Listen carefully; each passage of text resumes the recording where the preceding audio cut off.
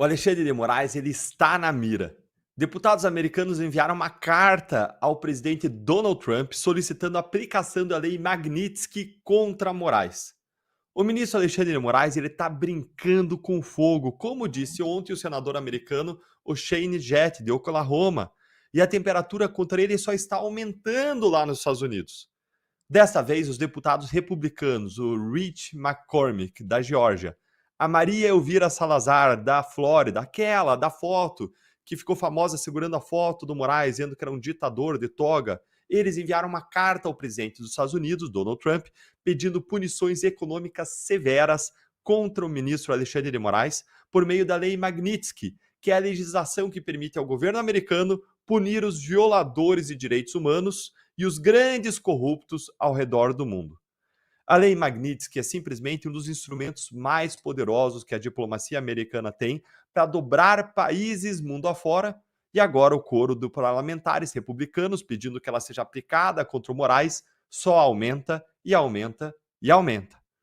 E é um instrumento que os Estados Unidos têm para colocar ordem num mundo desorganizado, quando pessoas violam direitos humanos, praticam corrupção e eles encontram resguardo dentro dos seus próprios países, como uma espécie de blindagem nos seus países, que não os punem porque eles controlam, eles têm um poder governado por pessoas e não governado pela lei. Então, se eles não são punidos dentro dessa sua esfera e bolha de proteção, que são os seus próprios países, os Estados Unidos levam a efeito essa lei Magnitsky, aplicando sanções econômicas para que essas pessoas não possam ter relacionamentos financeiros, quer com as instituições financeiras americanas, quer com aquelas que se relacionam com as americanas. E isso derruba contas bancárias das pessoas, das famílias, isso derruba acesso a cartão de crédito, e por isso que essa é uma pena de morte financeira. E eu vou ler para vocês 3 trechinhos aqui da Carta dos Deputados, que é simplesmente fenomenal. E a cada trecho dela que eu ler aqui, eu quero que você escreva aí nos comentários se o que eles falaram é verdade ou se é mentira. Bora aqui para o primeiro trecho, ó. Separei aqui para ler para vocês.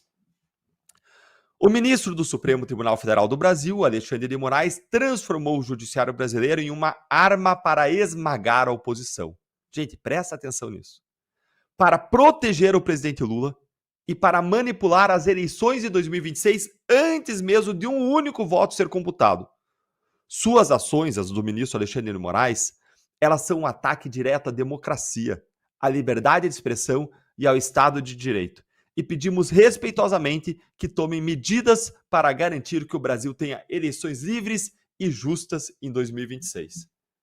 E aí, pessoal, verdade ou mentira? Vocês prestaram atenção?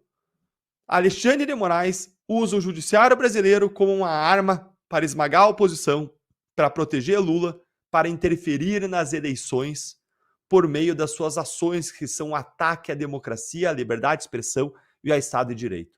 Firme, pesado, mas e aí, é verdade ou é mentira? Conta aí pra gente nos comentários. Nessa introdução à carta, eles ainda falam da denúncia contra o Bolsonaro, comparando a denúncia contra o Bolsonaro com aquelas acusações que o Donald Trump sofreu antes de ele vencer as eleições de 2024 de forma esmagadora. E foi muito inteligente fazer essa comparação da parte dos deputados, porque o Trump é reconhecidamente alguém de temperamento muito forte.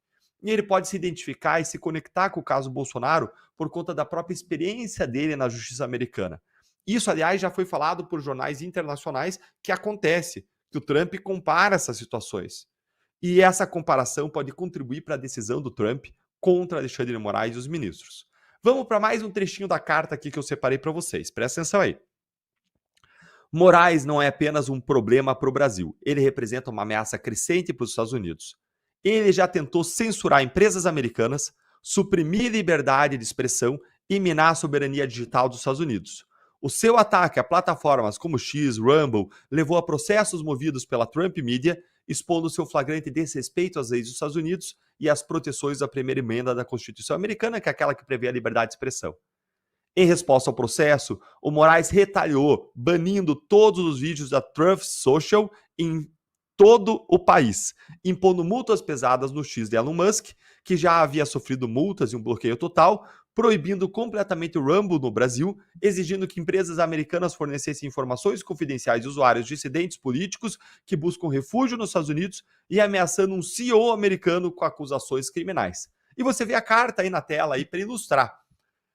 E aí, gente, mais esse trecho é verdade ou é mentira? Se você está gostando dessa carta, curte o vídeo aí com força e presta atenção aqui. Vocês estão percebendo como a construção inteira dessa carta para o Trump ela foi muito inteligente?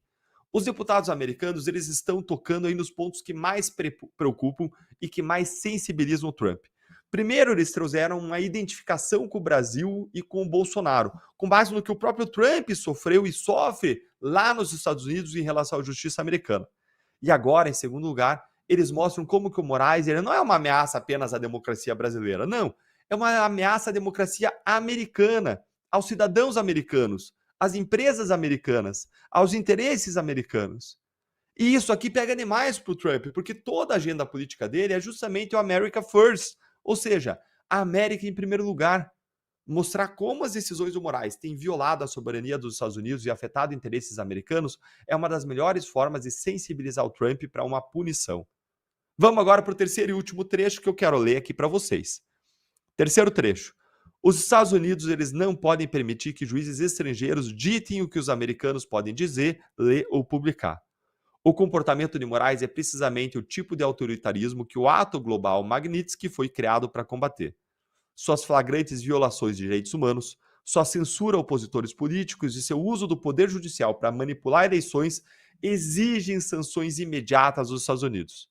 De fato, a Casa Branca recentemente impôs sanções ao Tribunal Penal Internacional, estabelecendo um precedente importante para ações contra tribunais estrangeiros que atuam de forma ilegal e contra os interesses dos Estados Unidos. E aí, gente, verdade ou mentira? A cada dia que passa, vai se formando um consenso lá fora, especialmente nos Estados Unidos, a respeito dos abusos e ilegalidades do ministro Alexandre de Moraes.